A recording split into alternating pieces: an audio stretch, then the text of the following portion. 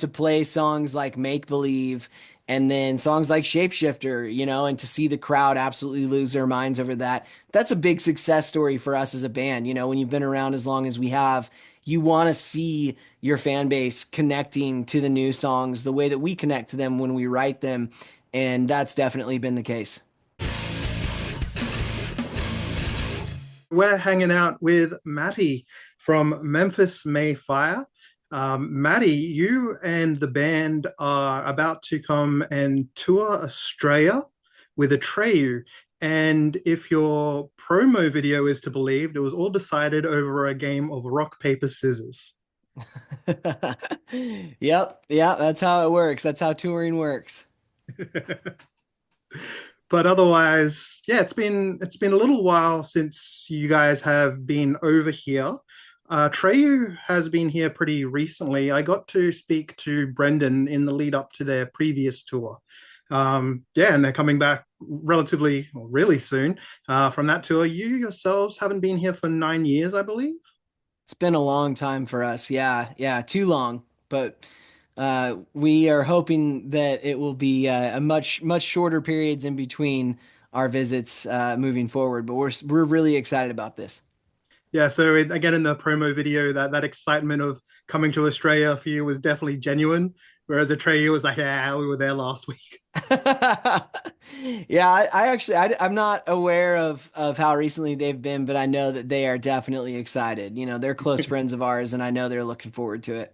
Now, speaking of close friends, the last time you were in Australia, you were touring with one of our most beloved bands, Parkway Drive, and you got the opportunity to tour with them again recently. Yeah, we've done some stuff in America with them. We've done Europe and we've done Australia. And getting to tour in Australia with them was really special. There's so much Parkway Drive pride in Australia, and rightfully so. And like we got to even go to Byron Bay and play the high school that they grew up going to. So we got kind of the full experience. And those guys just as as guys are just great people, and so we loved being on tour with them, playing shows with them, and getting to play for their fans. It was awesome. It must be a part of the Memphis Mayfire secret sauce that you're so good at developing these friendships and relationships with these other acts that have lasted decades. I saw that you released a song in 2023 with Atreyu on it as well called Misery. But how long has the friendship between you and Atreyu been going? We supported them a long time ago. And I don't know, 6, 7, maybe 8 years ago. I can't remember. But that would have been the beginning of our relationship with them, and it was really cool to get to meet them and support them, and then to go on to do co-headlining tour with them in America, and now a co-headlining tour in Australia. It's all very cool. One of the main cruxes, or the main crux around this tour, is that Treyu is celebrating the 20th anniversary of their album, The Curse. I was wondering, with your set list, were you going to kick it back to the 2000s and maybe lean a bit more on your music from that era and feature a few more tracks from, say, Sleepwalker? We will definitely be throwing in some older tunes that we haven't had the opportunity to play in Australia because it's been so long since we've been there.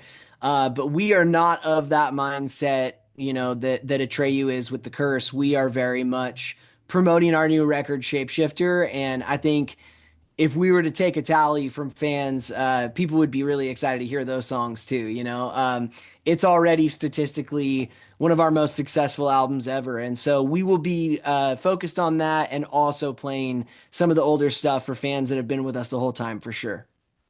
Awesome. So yeah, get a bit of a spread across the discography. And I was definitely going to Definitely. lead back around to that with the Shapeshifter album that you've put out very recently. Uh, yeah, what a banger of an album. I was giving it a good play just last night, and in particular, the track Overdrive just kicked my ass, man.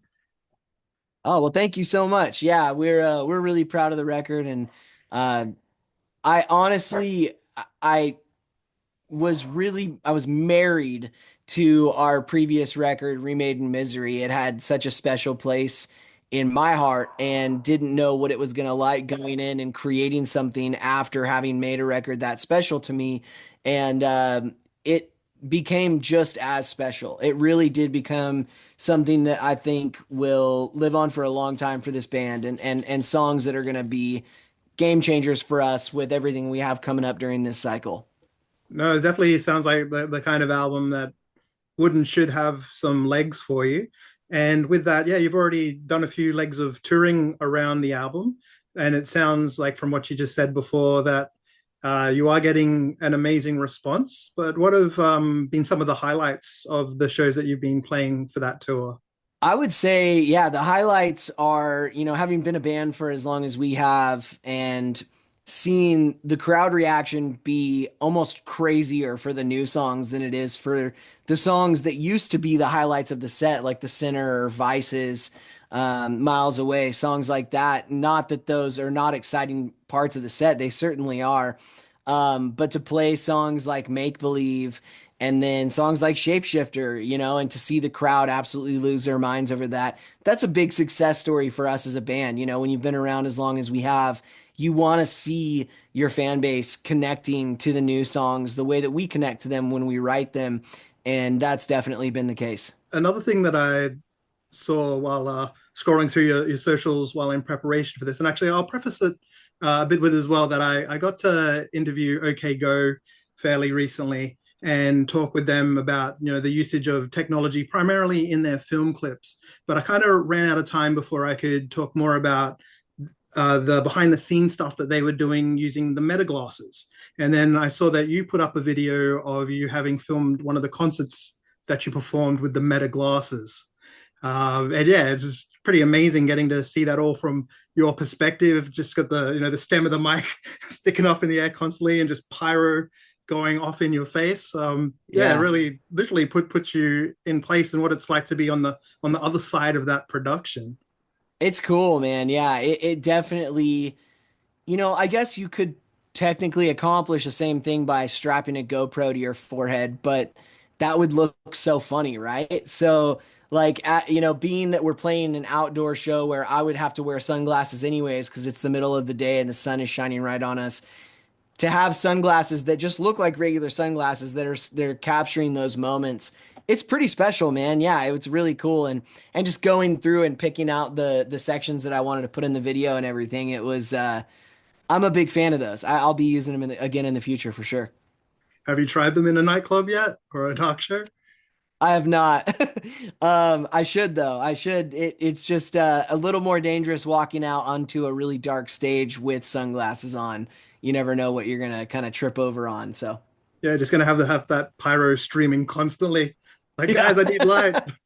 that would be an expensive light for sure. Give us a bass drop, light that shit up. Yeah. What kind of production do you think we might see with the Australian shows? I think we'll definitely have a light show.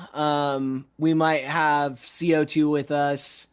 Um, I think some of that is still up in the air based on what the clubs will approve and what we can get sourced there that we would usually source here in America. So I'm not 100% sure, but we'll definitely be bringing a cool show.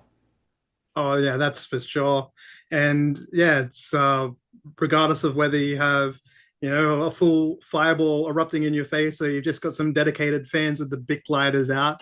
I'm sure everyone's going to absolutely love the shows that you're going to be performing. You guys Yeah. will be cut out on the cam. You back? Maddie, come back. Yeah, I'm sorry. Let me just reset this really quick. I think I might have lost the connection with my DSLR here. Maybe you could bust out the meta glasses and we could do an Yeah, interview where I'm watching you, watching me talk to you. yeah. If it's a battery issue, it might happen again. I apologize, but you can start wherever you want. Oh, that's all good. Also, I noticed you've got a doggo pal cruising around behind you. Who's that? Yeah, a couple of them. That's Chappie that you see there, and then Goose right next to him.